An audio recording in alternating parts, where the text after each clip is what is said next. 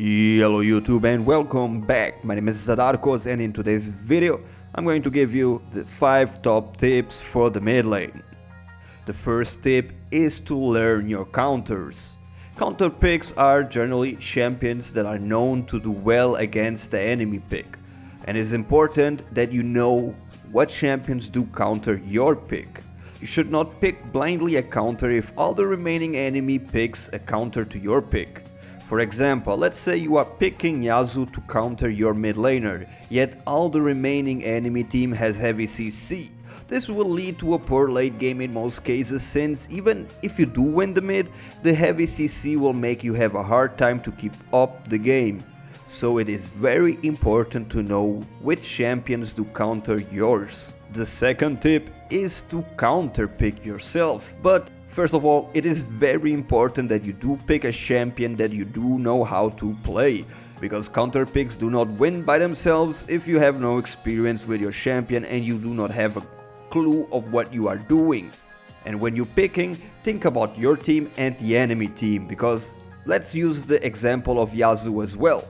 Yasuo does need a knock-up to perform his ultimate. In the late game, it is very hard to get a knock-up in a team fight where there are no minions nearby to get the whirlwind stacked up, and therefore it is important to have synergy with your team. And on the other side, as I mentioned before, even if Yasuo does counter your mid laner, if the entire team is tanky and has CC, going for a Yasuo may be a very bad idea, so keep that in mind when you are trying to counter pick. And of course, you may find counters by yourself, champions that you perform well against other champions that normally are not mentioned as being counter picks in the known websites. But it is very important to know how to counter pick in the mid lane, especially since it is a 1v1 lane with a lot of burst and outplay potential. The next tip is to adapt your build.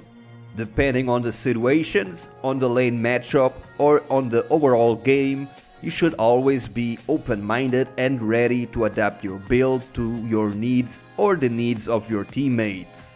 As for example, even the starting laning phase is very important.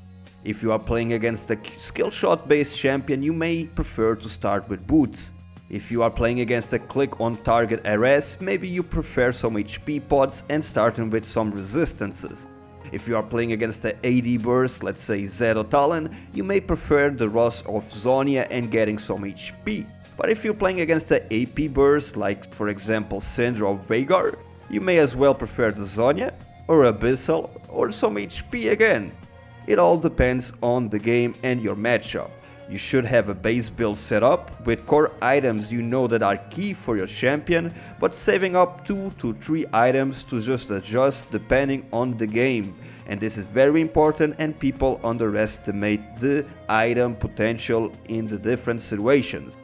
No build is ever perfect for every single game. Tip number 4 is to learn how to mix farming and harassing.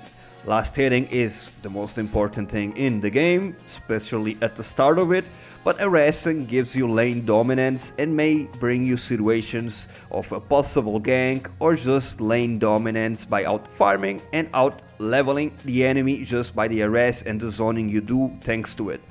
But let's say the first wave gives you 370 gold. It's basically a kill.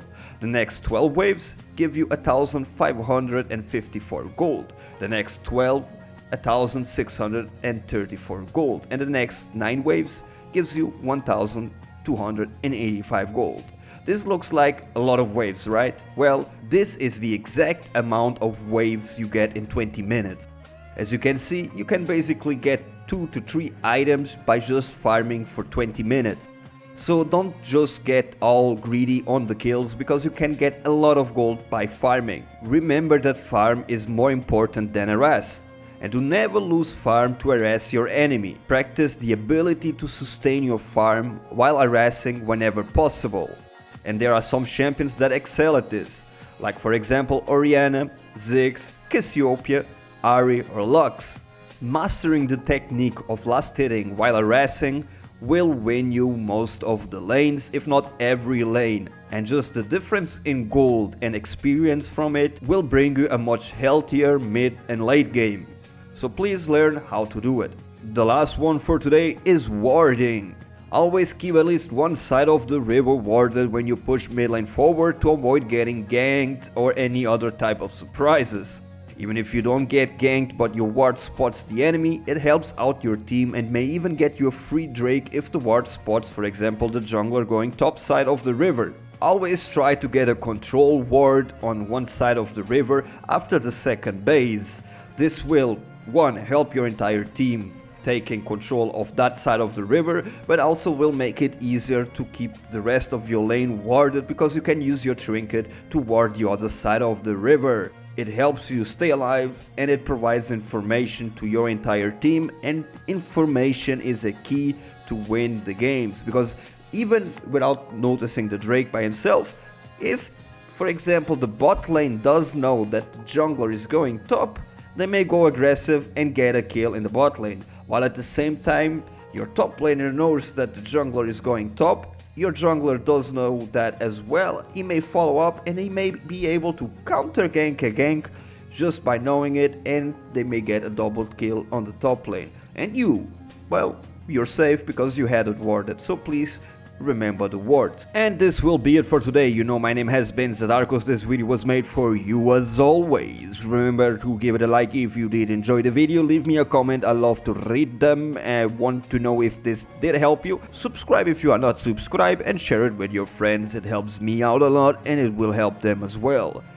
Stay awesome and I'll be seeing you pretty soon with a new one.